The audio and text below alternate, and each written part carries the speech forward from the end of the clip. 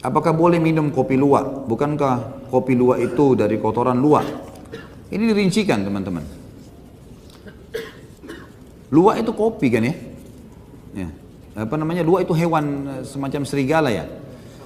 Musang ya, musang. Memang hewan musang ini dia paling hobi dengan kopi yang wangi. Kenapa ada kopi luwak? Saya pernah baca bukunya, sejarahnya. Ternyata memang hewan ini dia mencari di pohon kopi itu, dan dia tahu dengan ciuman dia tahu ini kopi yang matang, yang bagus atau enggak. Maka dianggap oleh para pedagang kopi luwak ini, kalau luwak yang pilih, dia konsumsi dari sekian banyak biji kopi, maka berarti itu yang terbaik, gitu kan? Itu yang terbaik. Maka dianggap kalau sudah diambil oleh luwak, kemudian luwak keluarkan di kotorannya, maka dianggap itu tetap yang terbaik, gitu. Begitu bahasanya. Maaf kalau saya tidak minum kopi luwak. Kalau saya pribadi, bukan masalah mahal, sudah lewat perut dan kotorannya hewan, gitu. Ya.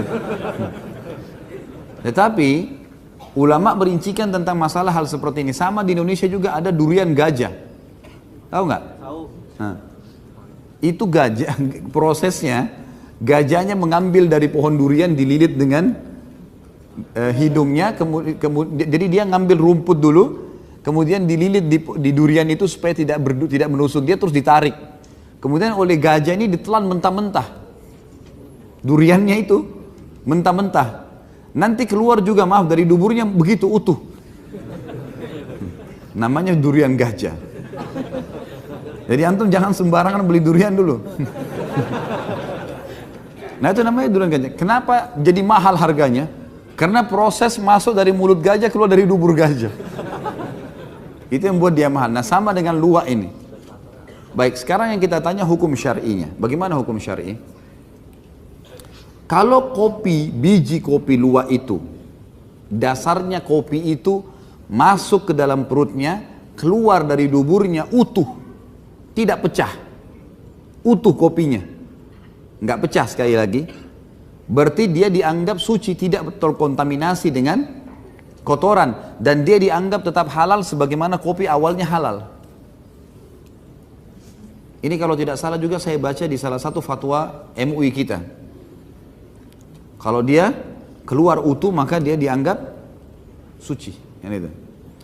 Kalau dia pecah teman-teman sekalian, sempat pecah, maka dikhawatirkan karena musang ini kan bertaring. Dia tidak boleh dikonsumsi dagingnya. Dan masuk ke dalam perutnya berarti terkontaminasi dengan kotoran. Semua yang dilarang makan dagingnya, yang berhubungan dengannya jadi haram. Transaksinya kah, kulitnya kah, kan gitu. Lemaknya kah, kukunya kah, pokoknya semua jadi haram gitu kan. Karena haram dikonsumsi dagingnya. Sebaliknya semua yang halal dagingnya halal dikonsumsi, kulitnya lah, apalah segala macam. Nah ini hal-hal mendasar harus diketahui. Nah kalau dia pecah berarti dia terkontaminasi dengan hal yang haram di bagian tubuh hewan itu. Dan ini sebenarnya butuh rincian betul-betul ya, artinya betul-betul harus dipastikan memang kopi itu betul-benar nggak, dia tidak pecah. Dan sekarang ini sebenarnya lebih mudah untuk memastikan, karena saya dapat informasi teman-teman pedagang kopi luwak ini memang sudah memelihara musang secara khusus, gitu kan? Kemudian mereka punya kebun kopi dan musang itu dilepaskan di situ.